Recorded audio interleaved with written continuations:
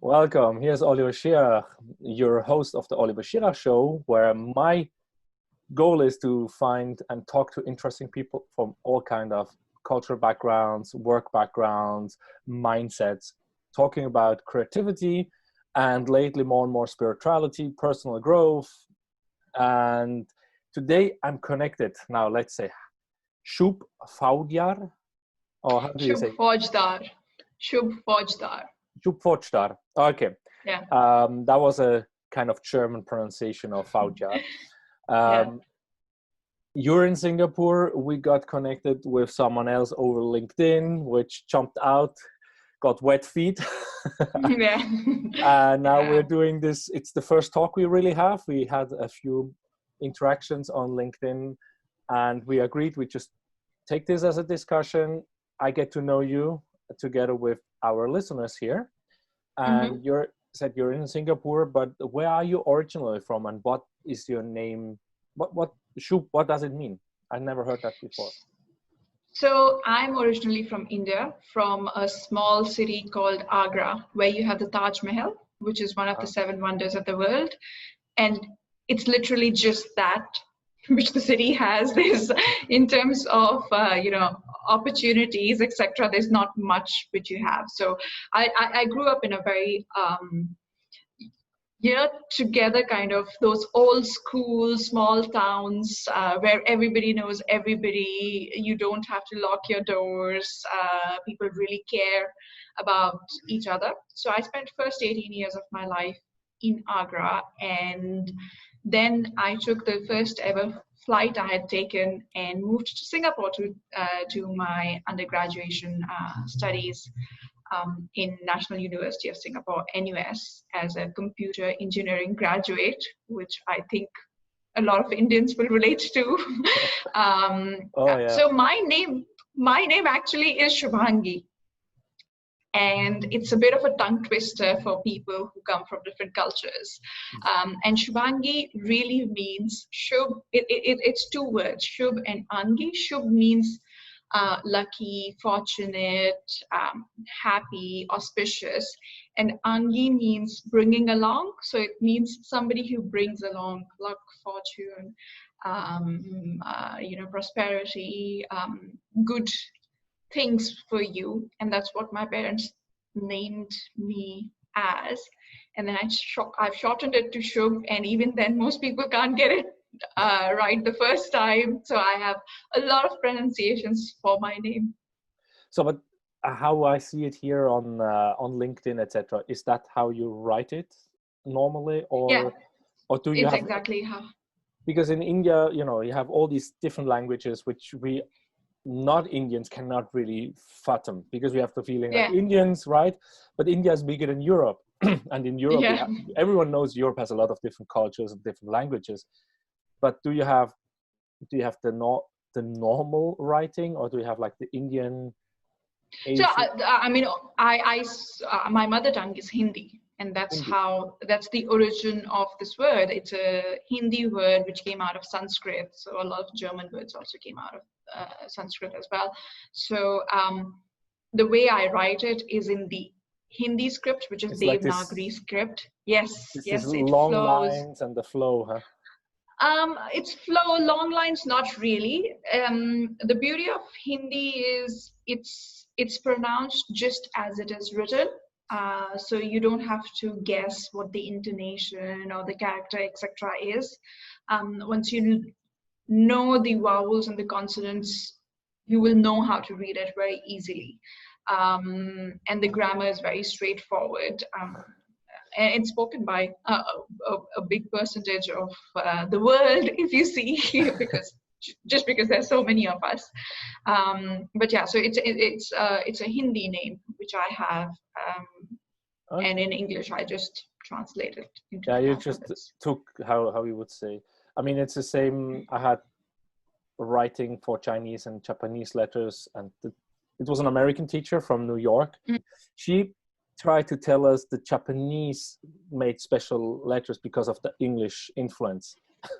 So things can be, translated. Yeah.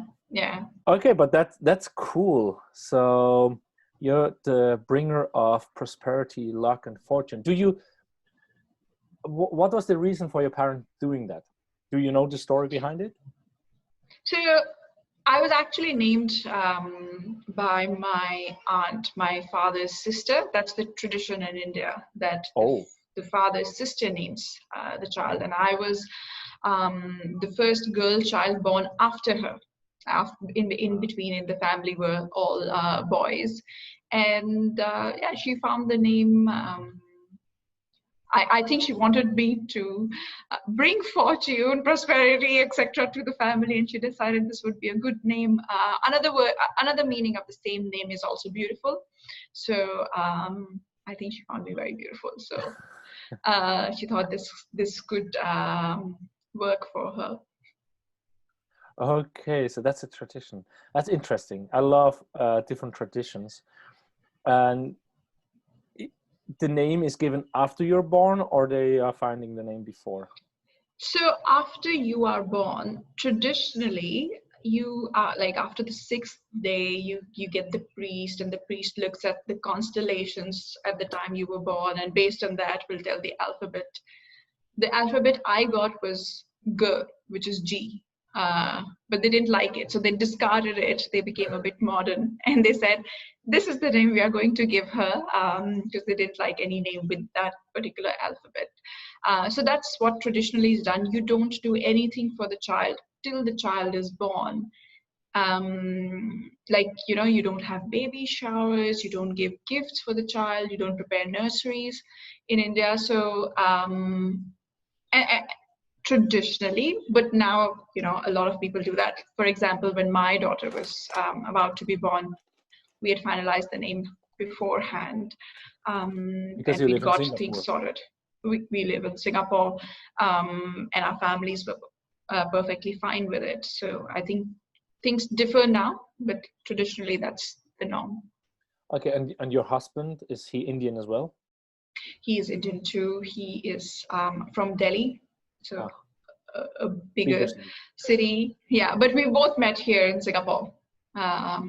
So both at the computer science? No. We not at the computer science. He's I met him at a party, and we've known each other for 11 and a half, 12 years now. Wow. Okay. And you mentioned before we started that you have a daughter. What did you say? 17 months old? 17 months old, yes. So a toddler who is running around usually and learning to speak. So she's always saying something. Okay. So how are you speaking at home? Are you speaking English or are you? No, so I'm very particular that my interactions with her are in Hindi, because where we stay, she will pick up English. And in the community, when we go outside, it's all English. So I really want her to pick up Hindi and possibly Mandarin, because a lot of schools here teach Mandarin as well. And I think once she has these 3 languages, she would be ready to speak to majority of the population of the world. She was conceived in France, so if she can pick up France, that would be fabulous. But yeah, I mean, my husband and I want her to learn a few languages. That would be something we would try to get her to learn. And I don't know, your husband, is he also speaking Hindi or? Yeah, he also speaks Hindi, but with interactions with her, he's the one who teaches her the English way of saying things. So he communicates with her in English and I communicate with her in Hindi. So she concurrently gets how it is said in both languages. Okay. Yeah, it's because I'm Swiss, my wife is Romanian, we live in Denmark, and Denmark, some people in Denmark have the feeling the state was so clever and intelligent not to dub anything to Danish. And like, no. It's definitely not like that. It was all money. With currently, 5 million people populated. And the language is very similar to Norwegian. At least I think 80% of the writing is the same. I mean, it's all Viking country, right? It was all once the same, and there was like Iceland and Greenland, and Ferrer, was all kind of a part of the same. So there was not, in the 60s, there were definitely not 5 million people. So there was not the market to translate. So they just made subtitles. And so Danes are very used to have English mostly with subtitles, or German. And then in the southern part, many of them speak German. So for me, it was hard to learn Danish because I speak English, I'm Swiss German, so I speak German. I could communicate with everyone. And then we got our daughter, and I tried to continue speaking Swiss German to her. And we actually thought we would make 1 week Swiss German, 1 week Romanian, 1 week Swiss German, 1 week Romanian. So she gets both. But didn't work out. But life happened. Yeah, and now I'm actually speaking Romanian, Swiss German, English, Danish to my kids. Okay. So they get exposed to everything. From me, and I know some people, some psychologists, some teachers say, as you do, you should have like one parent speaking one language, or another parent another language, so they can separate it. But I think they know, and the kids are better in English because of YouTube mainly. I think. My wife has more Romanian friends in Denmark. That I've only met like 5 Swiss in 13 years in Denmark. So for me, it's like, and the Swiss German to the Danish is more similar. So it's very hard for me to change. But my wife and is how old? How old? 6 and 9. The kids? 6 and 9. 6 and 9. Yeah, okay. It's time passes like they were just babies. I just look at pictures when they were babies and like, oh my God. I think that's the thing with kids. When you're in the moment, it seems like, oh my God, when will they grow up? But when they grow up, like now I feel she was just so tiny, like just a moment ago, and now she's running around and she has this opinion of hers, and she knows what she wants out of life, and like what happened suddenly? Yeah, but let's go on. We're not a parenting podcast, but we can talk about that further. It's beautiful to have kids. It's also stressful to have kids, and as long as we know that we are learning from them as much as we teach them. It's a good thing. So now we know you speak Hindi and you live in Singapore, and we know that you're the bringer of fortune. And so how would you describe yourself in 3 words or sentences or stories? Depends on you. So I'll use 3 words, and then, let me know if you want me to expand on them. I would say learning, contributing, and caring. So these would be 3 words which define me right now. Okay. And you say right now, how do you mean? Did you change that over the last years, or when has this been your part? I think we are always evolving as people. So it's just very difficult to box ourselves into the 3 words or what we stand for. And I've seen myself evolve as a person over the years. So at this point in time, these are the 3 things which really speak to me. And I think, again, because the parenting journey is fairly new to me, the caring bit has become one of the 3 words, which is there. So I think over the course of the year, like when I was younger, success was very important. Like success, getting upfront. I come from a very humble background, so there was this very strong drive to do something and make something of me. And it was, it was very me focused because I wanted to do things for myself and the family. But now I think with time, that has changed and that has expanded to make sure that you're adding value and it's not focused on yourself. Okay. I mean, you said it was focused on you and your family. So you wanted to help your parents. And do you have sisters? Yes, I have a sister. I have a younger sister who's my first baby. We have a huge age gap. We have 7 years. So there were certain circumstances which required that my family became a split family. My father had to go outside to work. As I told you, Agra is a small city, and then my mom had to be working, and my sister was 4 when that started. So I was literally taking care of her when she was my mother was working. So it that's why I relate to her more like a baby than like a sister. And whatever the circumstances were, required me to really up my game and reach my potential to help my family come out of it, and myself as well to come out of whatever we were facing. Okay, so so you were 11 years old. Yeah, I was 11 years old. So did you have to grow up faster? Do you have the feeling that you grew up too fast, or were you still allowed to be a kid? I mean, at 11, you're still a kid. I still played Playmobil and Legos and running in the forest. So I think things were not like, ever since I was a kid, things were not very easy. But my dealing mechanism to things is I make things fun. I think I've got this from my dad. Like, however bad the situation is, he's always able to see the positive side of things. So even now, if things go crazy, I would be the one who would be looking at, sometimes be annoyingly positive about things. So I still am a kid. Like, I still am the bubbly person who's always cracking jokes, getting along with people. But of course, there was this strong sense of responsibility which needed to be there. We were not allowed, well, not really allowed, but we were not given that opportunity to be careless, if I could say. We always had to be very responsible. But in that paradigm and in that boundary of being responsible, of course, we were allowed to be kids. Mhm. So do you have any specific story that comes to mind related with you taking care of your sister?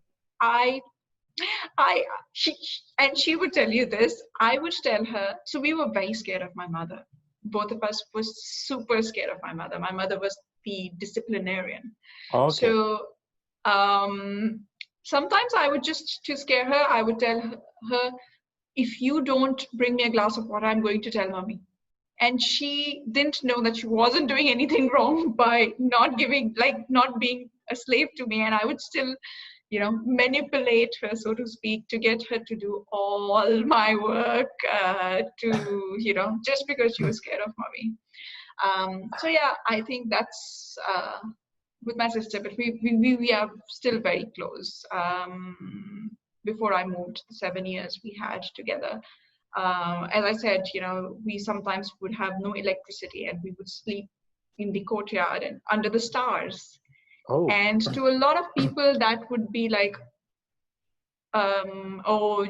you didn't have electricity, you didn't have inverters, etc. In India, electricity used to be cut for long periods of time. But looking back now, those are some of the best memories we had, where we would talk, looking at the stars, and fall asleep on the bed with each other. And it would be one of the best nights we would have with each other. Okay. So your sister's still in your hometown? In India? No, so she is a corporate lawyer in Mumbai now. So yeah, so she's no longer that young baby. But she's doing the right things, right? Yeah. As long as we are in this paradigm of responsibility, we can have our fun, but we still have to be the responsible. Okay, so this is really, you really, both of you grew up with that feeling of being responsible. Yeah. And I think my mom was an anomaly in the family, even in the city, of working women. And I think she really instilled in us, because she saw firsthand what can happen if you are dependent on other people financially. That being financially independent is a top priority. Okay, super. So yeah, and how does now going back to the three things you talked about, I mean, the caring part, I can see you already cared from small on you didn't know that perhaps, and now you're a mom, so this just comes more. Yeah. The learning and contribution, when I hear these two, and I listen to Vishen Lakhiani, we talked about Mind Valley, Vishen Lakhiani. I've been interviewing Patrick Hamilton Walsh in episode 10. I've been interviewing other people as well. And especially with Patrick and Vishen, I can hear, if you contribute, if you learn and grow, and if you give back, these are the two things which make people happy. So these are, I think so too. Yeah. I think so too. I think these are the things which your soul feeds on. Yeah. And it's very important to be progressing and learning, and at the same time adding value to others. So how do you? Learning. What do you have? Any habits? Any routine? I used to be a proper nerd in school. Like, for me, an ideal Saturday night is curling on my armchair and reading a great book.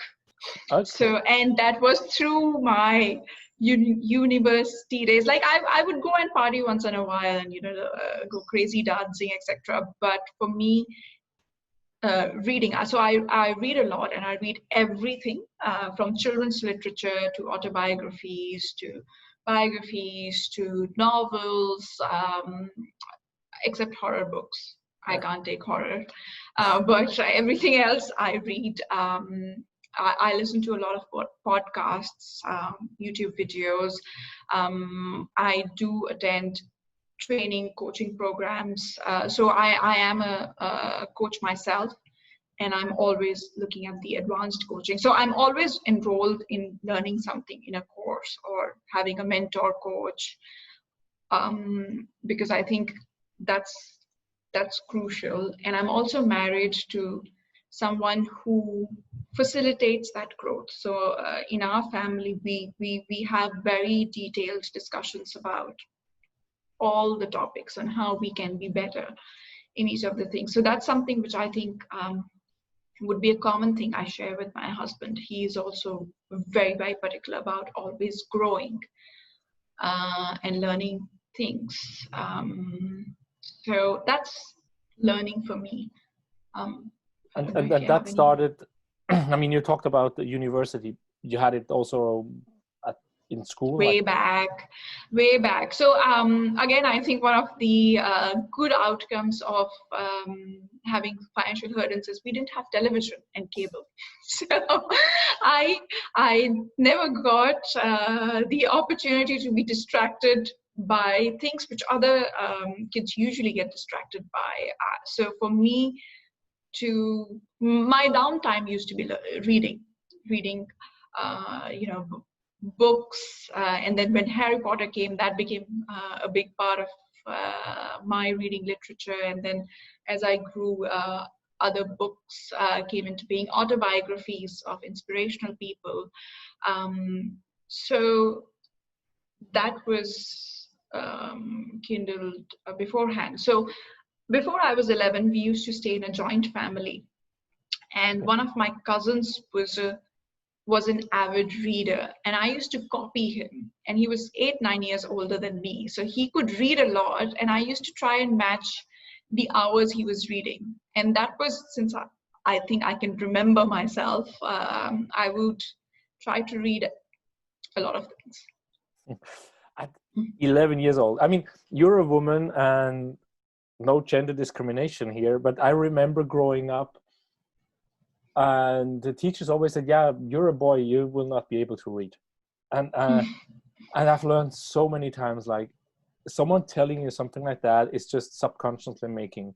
And I know I do the same mistakes with my kids, not saying they cannot read, but I say things I shouldn't, and I could hit myself because it's not who they are. It's perhaps a phase now. They have a hard time, let's say, to focus on something, or they just eat something bad. But I remember all the girls I remember, they were just reading. And I remember they were 10, 11, 12 years of age. And I think the first book I read privately, without being forced to read for school, I must have been 18 or 19. Yes, what I wanted to ask is, when you read that much, do you have you learned to read fast, or are you just reading super slow? I assume when you read that much, you're fast.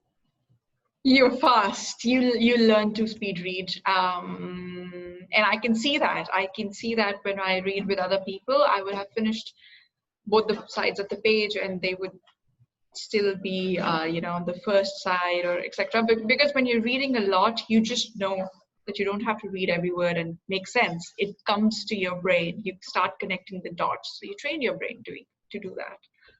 Okay, so for you, just came by reading a lot. It's just like by reading work. Yeah, so I didn't learn speed reading. It just happened because I was reading so much, and I enjoyed reading. So I wanted to just finish the whole thing as fast as I could. Okay, yeah. For me, but for me, it's like when I read, I realize I have a Kindle, and I downloaded different books, Chase Jarvis for creativity, and other business books, because here in Denmark, I bought some books which were really interesting, and then I had to pay more than double just for the taxing. And I was like, oh no. So I didn't get the book because I'm like, I'm not going to pay $25 for a book and then I pay $35 for the tax. Yeah. So I got Kindle versions. Yeah. I realized reading business books or technical books on a Kindle is not working for me. I know Tim Ferriss, I'm listening to him for 7 years. He also teaches speed reading and how he's reading, highlighting in the word, giving stars, and then you have the stars so you can search. So you do kind of like really highlighting, but it doesn't really work for me because after feeling technical books, I have to be able to go back and forth somehow. Yeah, I'm like this. I need to feel my books. I love physical books. And I think in Singapore, we are very fortunate that our public libraries are very well equipped.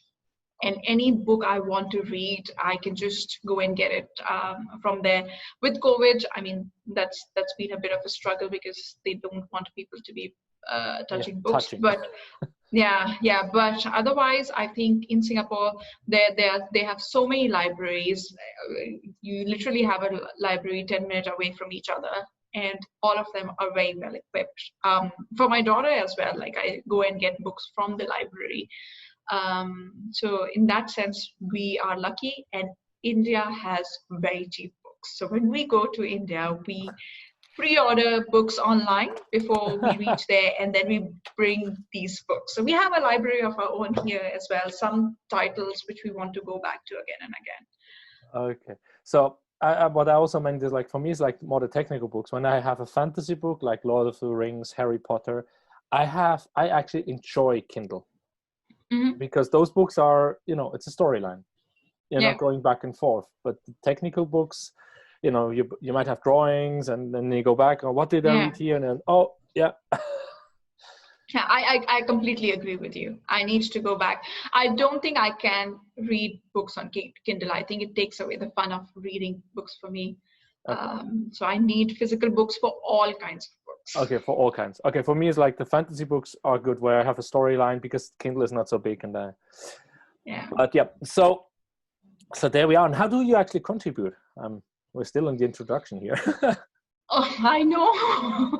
So look, I think the line of work which I've chosen is hugely coming from the place of contribution. I used to be a former corporate recruiter, and one of the things which I used to do even then was work with job seekers. I do care a lot for job for people, just people I interact with sometimes, and that's probably something I've inherited from my parents.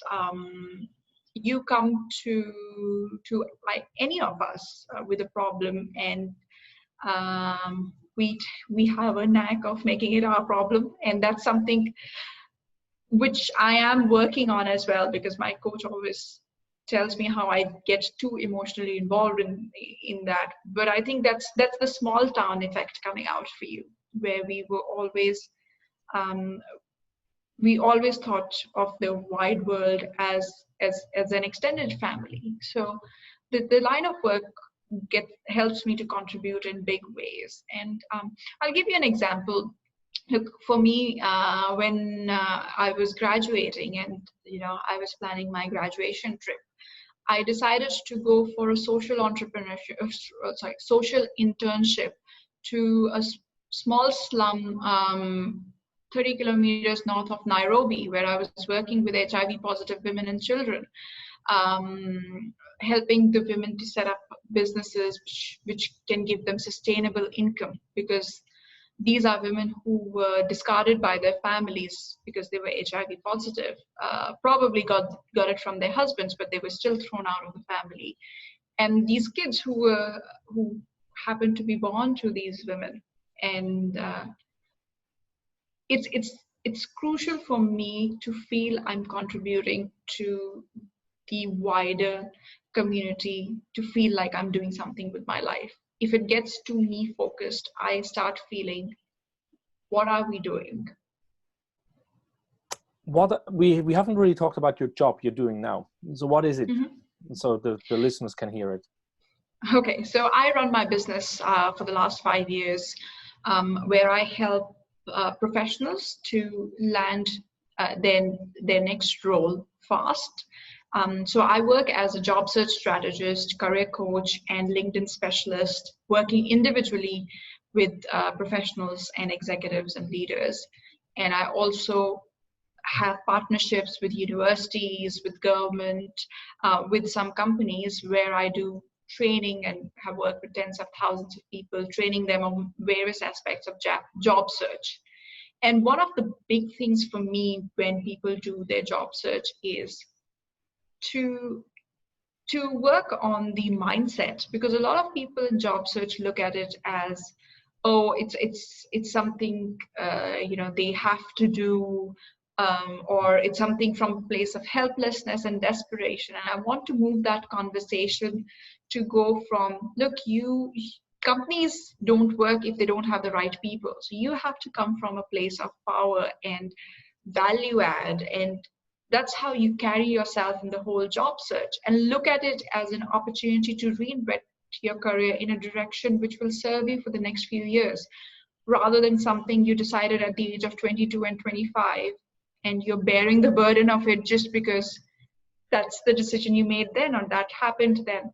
So that's become one of my big missions, that people realize that you don't do jobs just to pay bills. You're looking at it as a big part of your life. Your career is a big part of your life. Yeah, I definitely see that. I think for me, when I was working, I also came from the paradigm, I go to work and I earn my money, and then I do whatever I want, right? So, but I never could. I mean, I'm born in the 70s, like late 70s. So I'm 42 years old now, but I'm probably sometimes like a millennia in the way of thinking. That's what some say, because I could not just go for work and pay the bills.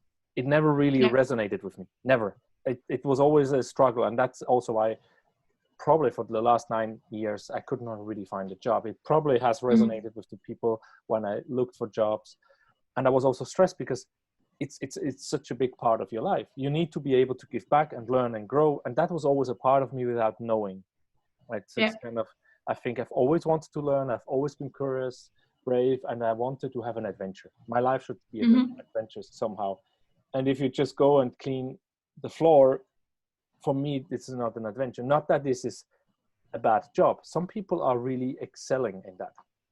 Exactly. Look, everybody's career has to serve them personally. It has to align with what you want. So, and you need to I don't think anybody loves 100% of what they do. There's still parts of their work which are administrative, which you don't like. I run my business. I still don't like certain aspects of it. But the aspects of your role, like one of the questions I ask people is, if you didn't need money, like if you had hundreds of millions of dollars at your disposal, what part of your existing job would you still want to do for free just because you love doing it so much? And see how much of your current role consists of this. And if it's 0%, then there's something wrong there. And how can you increase the percentage of that kind of work? That's definitely a good one. It's a bit different to what I heard, but that's good when you're in a job. I tried with my wife. She's really struggling for 1 or 2 years because she works at the Siemens wind turbine, and it had a merger. I don't know, it must be 2 years now or 2.5 years. And Siemens is a German company which bought up a Danish company to get into the wind industry. They got really strong offshore. They were not too bad onshore, and they got into with a Spanish company. Now, Spanish mentality, work mentality, Danish, German work mentality is so different. And it's very hard for me to guide her through, I always ask her, what is it you really want? Don't look at the job title, just what is it you really want? How should your day be? That's kind of what I want to help her. What would you say to people which are in a job and they're like, you know what, I earn my money. I don't know, like I earn my $6,000 a month. And with that, I can go once a year to African safari for 2 weeks. I really enjoy it because I love the nature.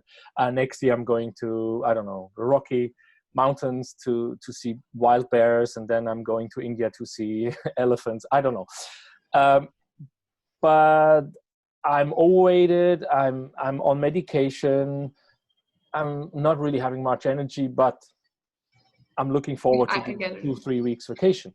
What will you say to people? Why should they start? So for me, first thing is it's not a prescriptive thing which applies to everyone. Some people are happy doing this, and that's fine. That's absolutely fine. But the moment you see yourself complaining about your work again and again and again, that's when you know you have to move. One of those quotes: "You're not a tree. You don't have roots. You have legs, which will allow you to move." So that's the number one thing which you have to acknowledge. You people always have choice.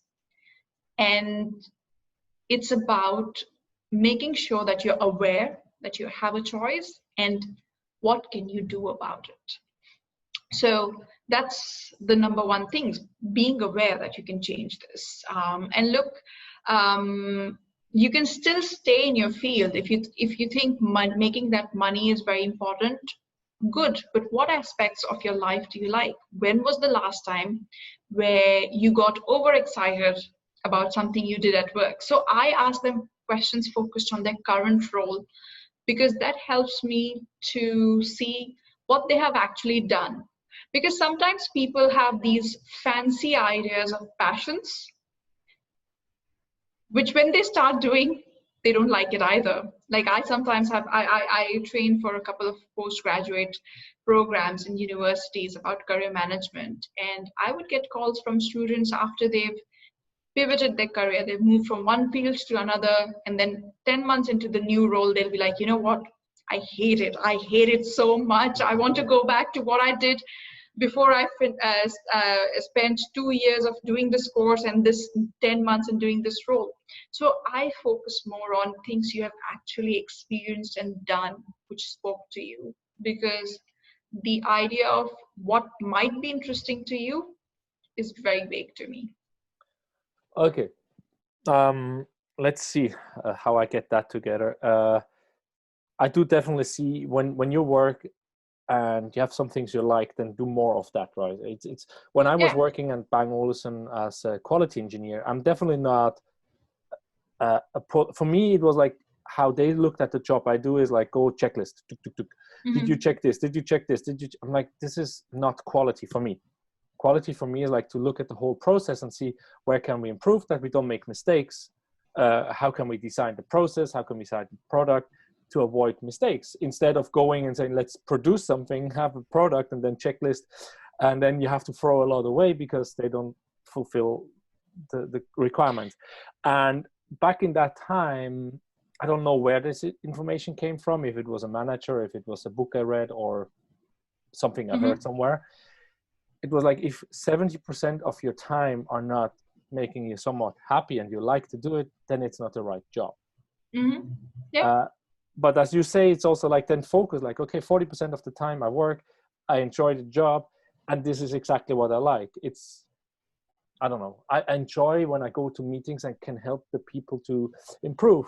Then you say, okay, let's say I've been a quality engineer, I've been a junior project manager, I've been cleaning chimneys, I've been working on construction site, I've been working in a restaurant, I've been taking pictures. So I'm definitely one which is going from one field to the other.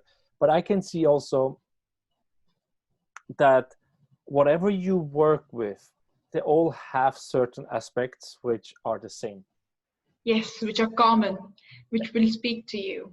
And that's what we need to find, because that's where you have your focus zone. You know, you get your flow where time doesn't matter, where you Yeah. just so much into it, where time suddenly expands and contracts, which means, you know, how fast it goes, you don't realize, but you are in it, in your zone.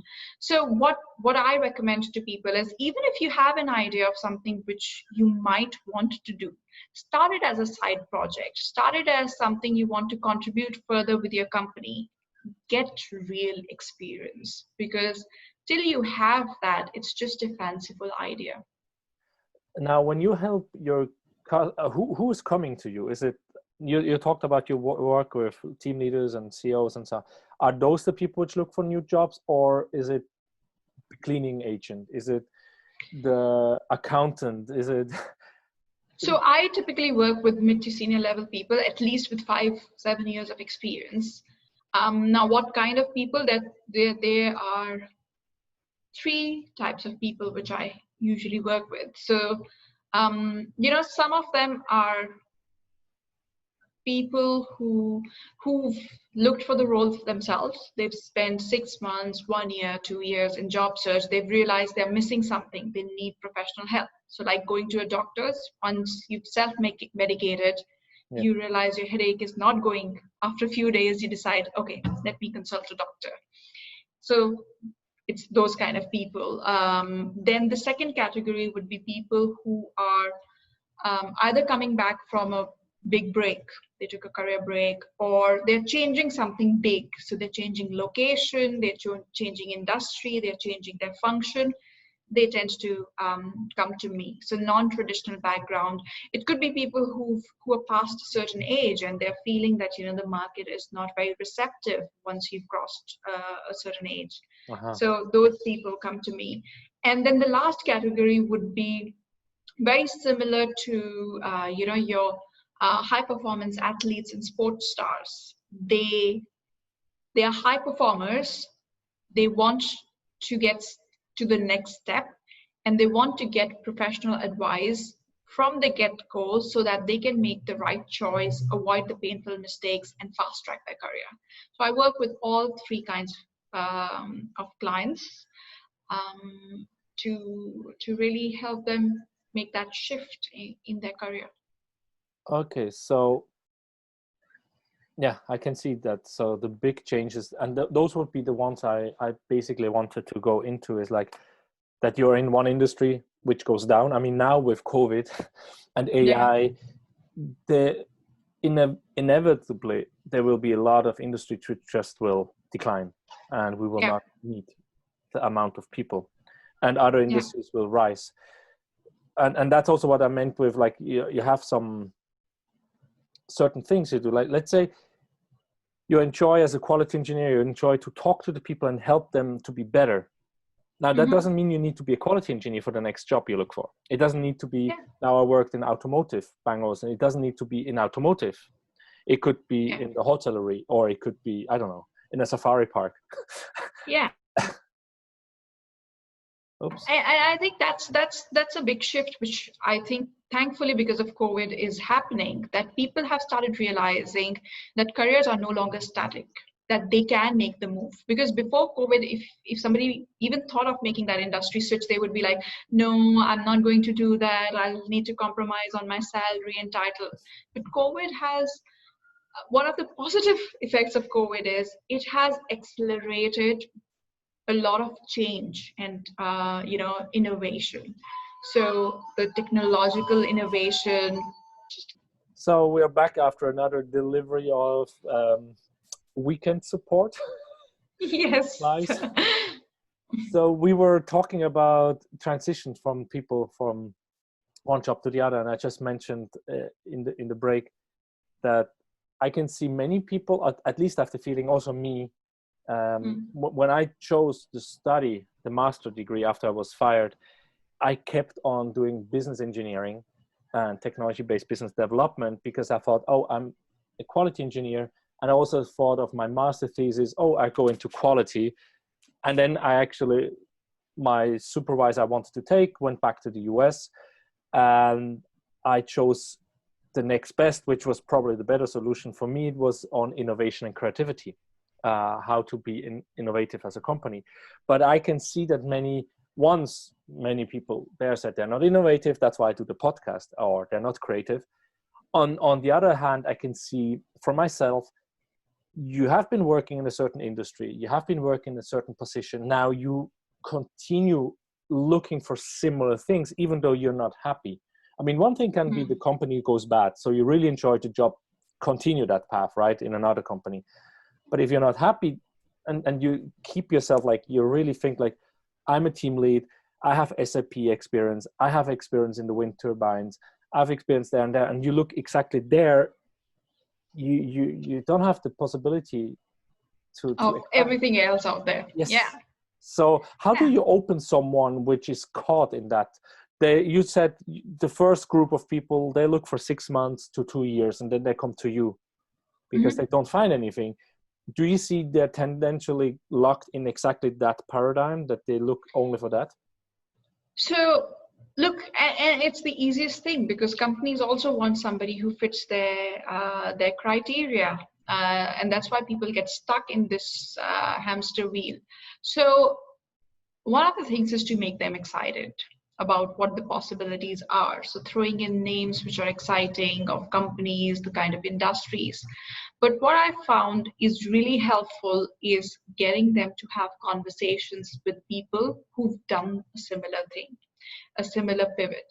So I love when I get clients who've decided that they want to switch industry because they are very open to trying new methods, unconventional things for their job search, reaching out to people they have never spoken to understand what's the angle they used when they made the switch themselves and how is it serving them. And that's something which gets them excited when they see, oh, this person has done this, so there's a possibility, it can happen, and this is how this person went about with it, and then they start getting their act together.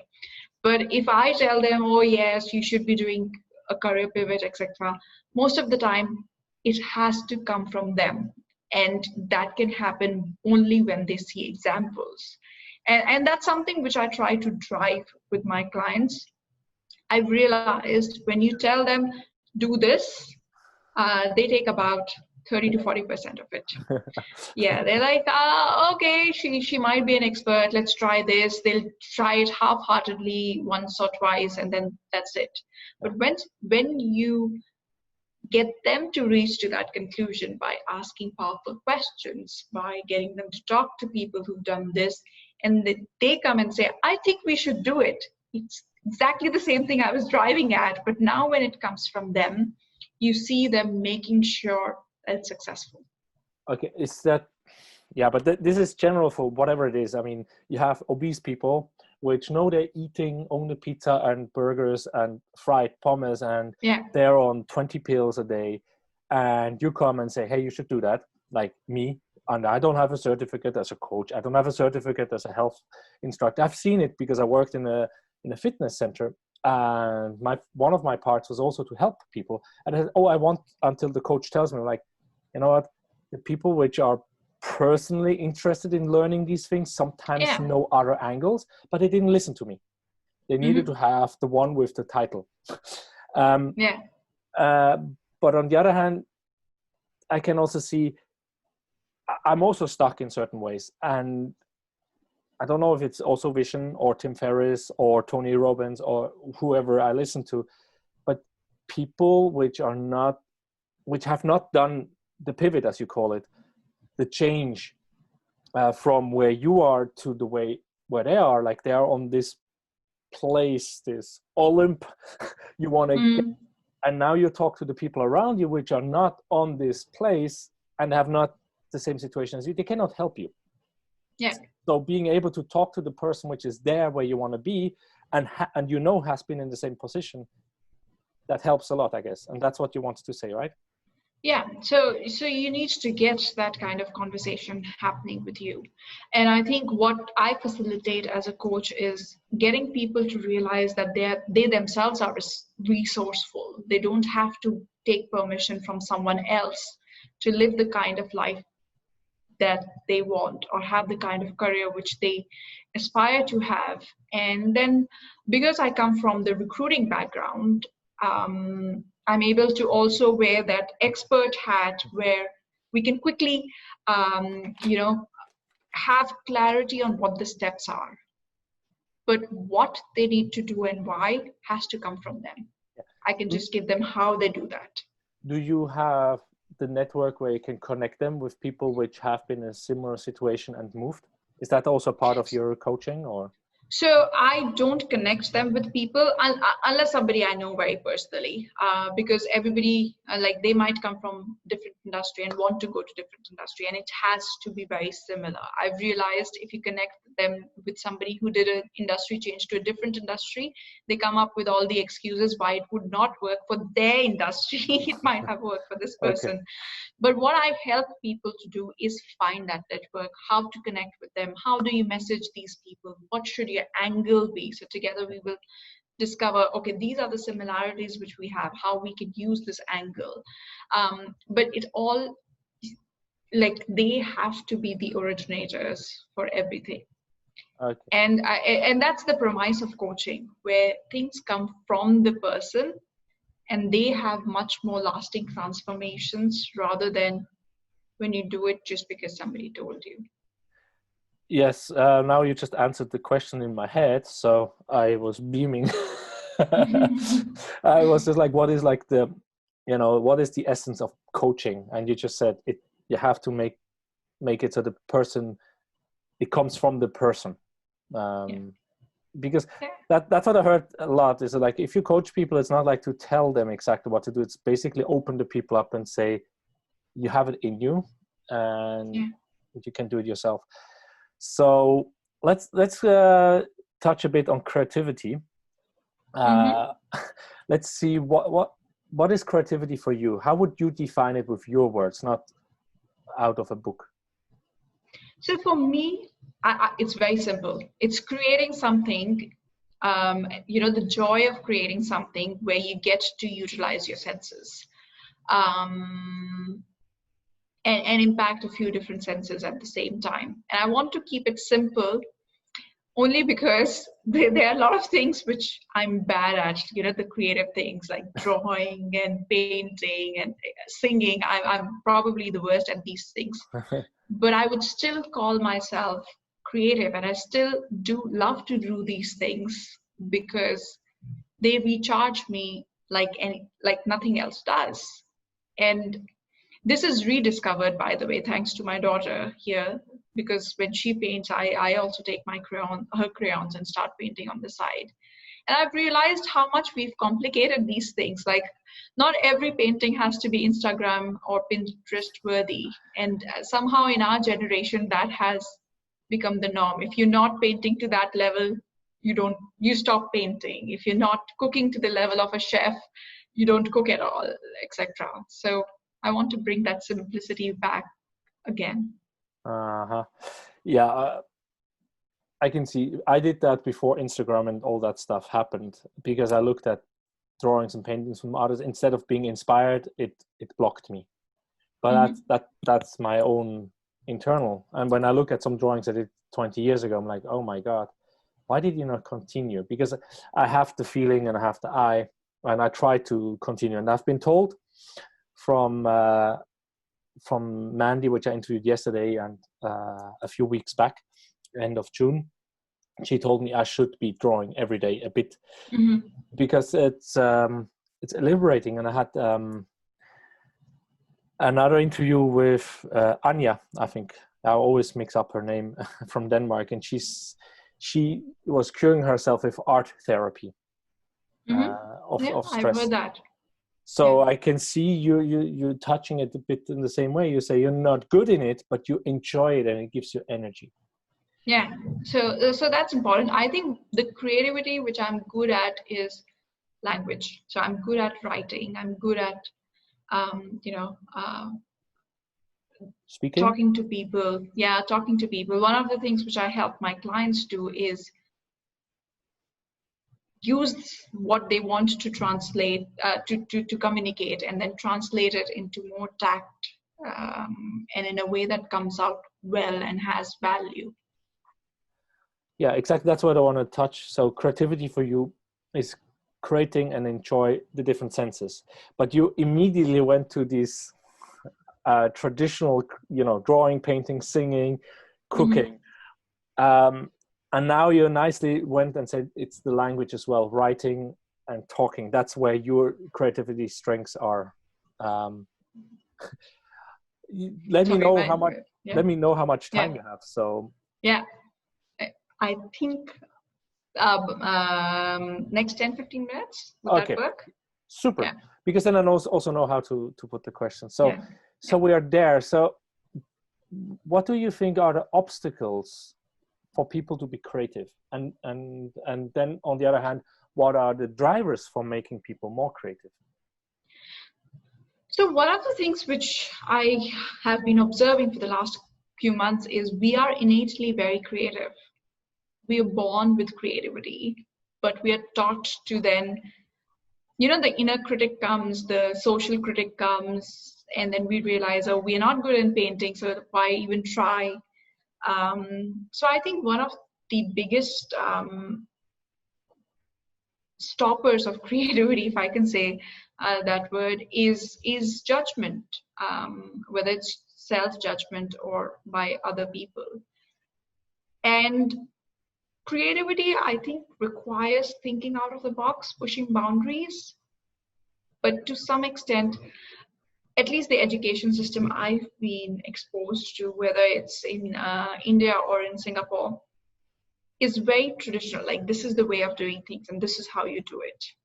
You obey what the teachers and your parents are telling. This is how you have, this is the box, and this is the exact way you have to paint it. So that curbs creativity, and that's an experiment, social experiment we're doing on my daughter. Like, my husband and I have realized that creativity is essential in all aspects of your life, and that's going to be our focus, that we don't curb her creativity just because it doesn't fit into our constructs of how a particular thing should be like. Yeah, it's not easy, and I consider myself creative, but I see myself blocking the kids, and I don't want that.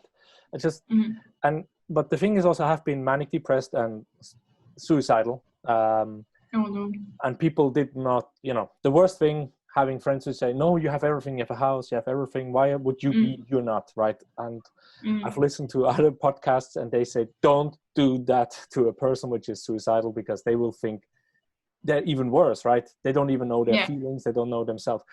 But in that feeling, I could really see, I wanted my kids to explore. I wanted my kids to push the borders. But when they did, I exploded. And I know I completely agree with you. Like, I want her to push the boundaries, and when she does, you get all, because what's happened with you in life so far also takes a big thing. But we are both being accountable to each other. So when he is the blocker, then I would quickly come in and make sure that she's getting that room. When I'm the blocker, he comes in. Nice. And we're trying that as long as she stays alive, so she's not harming herself. Playing with fire. Because that's what... I think toddlers have a knack for doing the weirdest things and going for the most dangerous things available. We will let her be. We'll be facilitators in her life. But the decisions and everything has to come from her, and we're trying to instill that in her. Even, like, I used to speak to her like a proper human since she was born.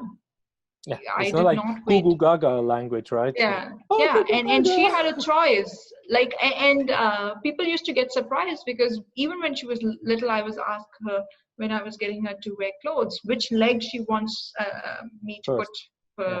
thing first, and she would be able to point that.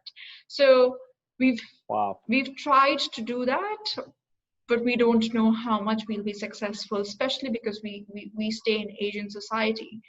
Um, and that's very much about following the roots.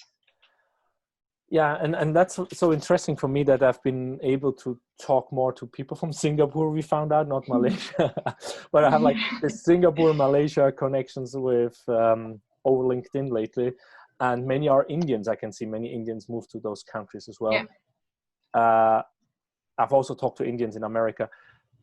So for me, it's like, as I said, I'm Swiss. We have a certain set of what is normal, certain rules, bullshit rules. Mm-hmm. Yeah. Yeah, And Denmark I has think Swiss certain, would be same. Yeah. yeah, and then Denmark has, and then, and the thing is, Denmark thinks they're so open that they don't realize how boxed they are. Mm-hmm.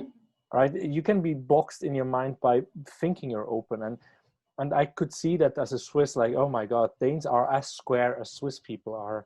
And then, of course, I can see a lot of in the Romanians. I'm like, oh my God, how can you think like that? I mean, traditionally Romanians, which are probably, let's say, around 45 years plus, definitely 50 years plus, they have this limiting beliefs. Keep everything for yourself because that's value, and you don't share because if you give it away, who will give you money for it? You will not be valuable. But I think many cultures have that. Yeah. And what you say is like the Asian culture is like control, but I don't know, when I read these stories, and when I bought some crystals and stones which are some are good for the throat chakra, some are good for the heart. We have a lot of essential oils from doTERRA which I use for different things. I Yeah. can I really use them too. Yeah. you use them too. I can definitely see if I feel bad. I have ADHD.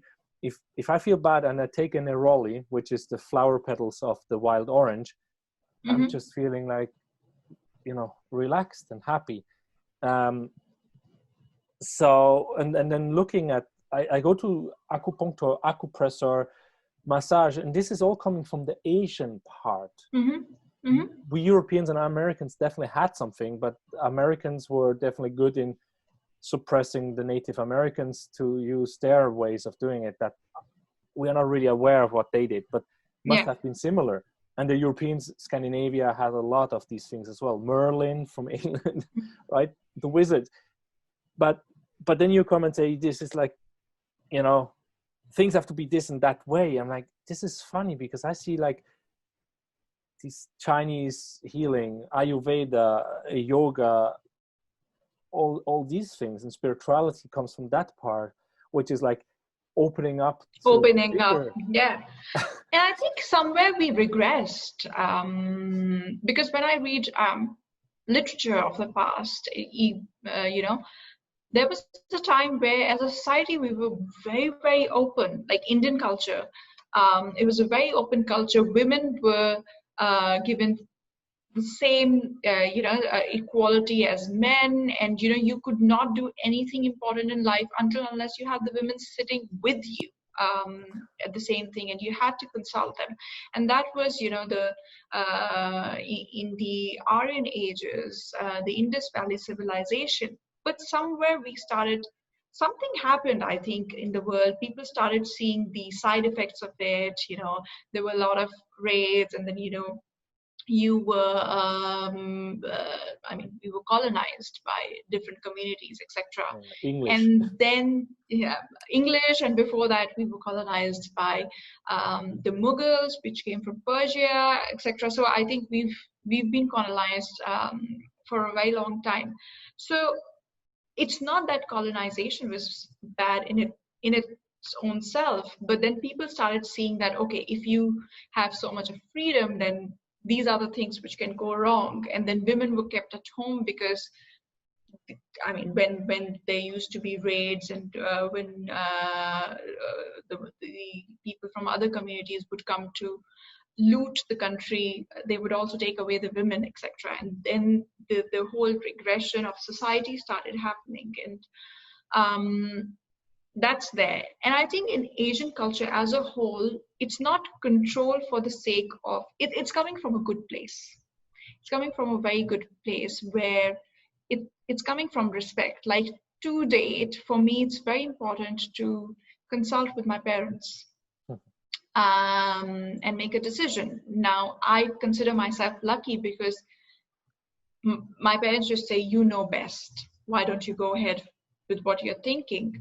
But it's out of respect, because in Asian culture, and I would get the whole of Asia here, but definitely in Indian culture, we see the family being as a very, very strong unit. And when I say family, it's not only your immediate family, but it's also your, the first cousins, your uncles, aunts, and that respect for hierarchy is very, very strong. So it comes from a good place, but there are a lot of conflicts which are happening because of the multi-generational things and changes which happen. But how long do you, when you said you read a lot, how long back does this go when this change happened? Is it like 100 years ago? Is it 500 years? Is it 1,000 years? It would be about 500,000 years. Look. Okay, it's that long. Yeah, it is. Like before that, when you had the whole Indus Valley, that was very, very long back. That was 2,000 plus years back. At that time, it was like that. The scriptures which were written at that time are very open about various aspects of life. And then as things regressed, it became more, you should not do this, you should not do that kind of a thing. So if you look at the roots of Hinduism, and Buddhism also takes a lot of those things, it's more of a lifestyle. It's more like, this is how you can live your life, and there's this other way. This is what happens when you live it like this. This is what happens when you live it like this. Your choice. So, and it's not all bad. Like in our scriptures, which were written that time, we had people who were homosexual. We had people who were bisexual, and it was written in these scriptures. But in India now, there's so much, like there's not at all a bit of openness. It's seen like a disease. Yeah, I mean, I'm European, and I know how when I grew up, homosexuality in the 80s, 90s in the Catholic world was also looked at bad. I mean, I don't even know, was it WHO, the World Health Organization, which tried to find a medicine against homosexuality? I don't want to go to some of the advices to the president, which are telling us what to do in the world, but I think those people were also behind saying homosexuality is sick. And I'm like, people, we have animals, we know they're homosexual. There's a reason for it. And many times people are homosexual in families with a lot of kids. Yeah. It's kind of a natural way of keeping the overpopulation at bay. Controlled. So that's what I think. I think in general, we in the olden days, we were a bit more progressive, and then when things went wrong, you start making those strict rules. Like in India, like when women's safety became a big concern, and then suddenly it became like by 8 o'clock you have to come back, and again there was a bit of regression happening there. Yeah. So do you think with COVID, we are changing a bit there, that we are more, as you said, there's a lot of change happening and people see, businesses as this and that. It's not like that anymore. We are changing here. For me, I have the feeling more people are getting open, but how do you see it? I agree. I think people are, sometimes they are finding themselves in a situation where they have to be open, whether it's about their career or other people. So it has accelerated the whole process. But I'm coming from, look, I don't know the whole world affairs. I also end up listening to these news where people are getting very nationalistic, and you hear about no immigrants and all those things. So if I look at the macro view, I just think it's very difficult to generalize, because certain things are happening well, but then I also hear all this news which makes me feel sad. The whole Black Lives Matter movement. Like in 2020, we still have to educate people about these things. About last week, the whole thing about AOC, and of course, I'm referencing US news here because that tends to take the spotlight in the world news, but these things are still happening in 2020. So while there is progress, there's also regression. And I think in some way, that's also the beauty of human beings. We will always have these struggles in these extreme spectrums. And it's up to us to be open to all sides of things. We cannot have one without the other, I think. And without struggles and stress, we cannot grow. I mean, what is it? Satori and Kensho moments are called in Japanese, where you grow through pain, and the other one is you grow through insight. Yeah. So in Hindu culture, we have the same thing. You need to have evil for the good of people to come back, and that's where you study. A lot of autobiographies I hear and read. Usually, something wrong happened at people's life, which got them to step into their that transformation and become so much bigger than if they had a very normal, chilled out life.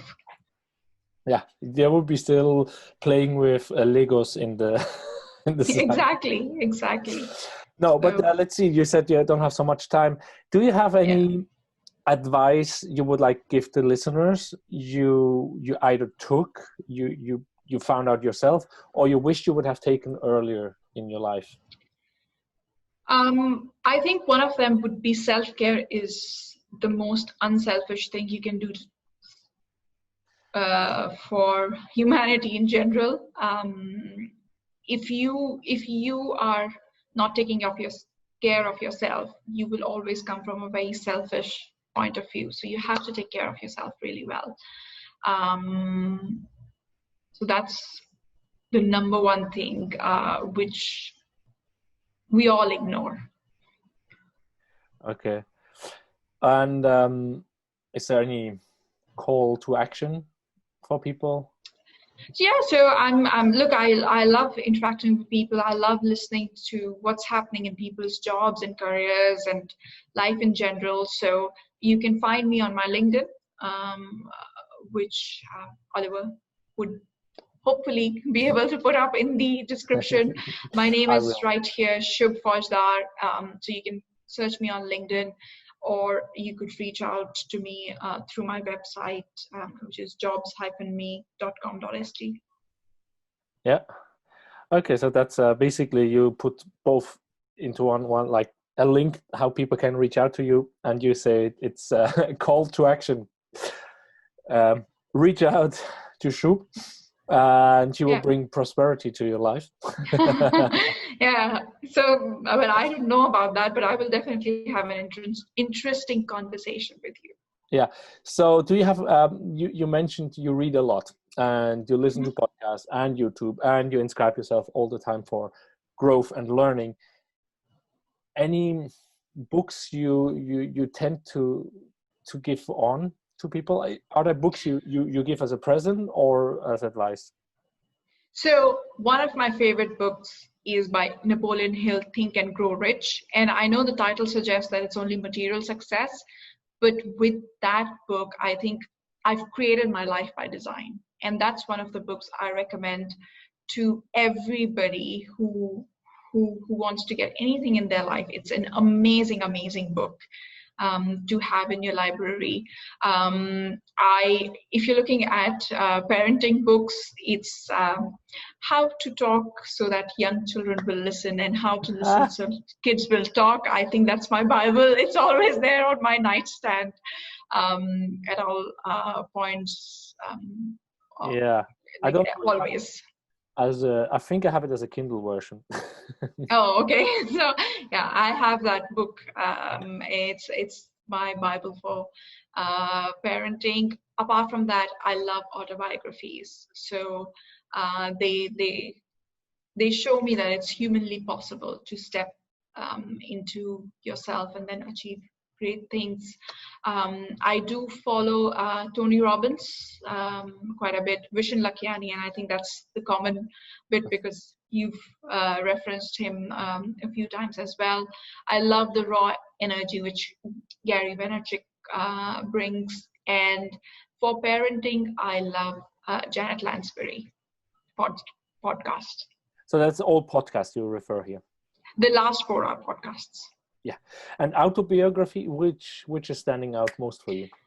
So autobiography, I've read Nelson Mandela's Long Walk to Freedom. It's huge, but I think it has so much value into it. The other one which I like is The Art of Happiness by His Holiness Dalai Lama. It's not really autobiography, but it's his teachings crystallized in a conversation. I recently really liked Michelle Obama's autobiography, Becoming, because it touches on a lot of relevant topics in today's day and age. And I have to credit Tim Ferriss' 4-Hour Work Week, because that was the one which got me to start my business. Really? Yes, I read it in the beginning of 2015, and August 2015 is when I started my business. Okay, I mean, I haven't really read all. I have the 4-Hour cookbook and the 4-Hour week, and many of the things he talks about is things I learned in my bachelor degree and other things. So it's not basically what he's doing is like he's giving a book what you learn at school, and depending what school you are, where you went to school. Yeah, because there's things. I mean, this is lessons learned from people, right? And it depends on the teachers you have and the curriculum. But I've seen many of the things he talks there were things I learned at school. And you know what, Oliver? Sometimes I find that most best advice is very simple. You would read that and you would be like, I think I've read that somewhere. Yes, exactly. Or I've heard there somewhere. Yeah. But he gathered it, and I think that's it was the first time someone gathered it in such a way. Super. Then then we have everything: podcasts and audiobook, autobiographies, and parenting and books. And books. Awesome. So I'll put everything in the show notes, and for everyone which listened, please don't forget to subscribe in one or the other way. This will also be on YouTube and in audio version on Apple Podcasts, Spotify, and all these different ways. So thank you for listening in, and if you have anything you want to share, please do so. And thank you, Shub, for it's been a pleasure, Oliver.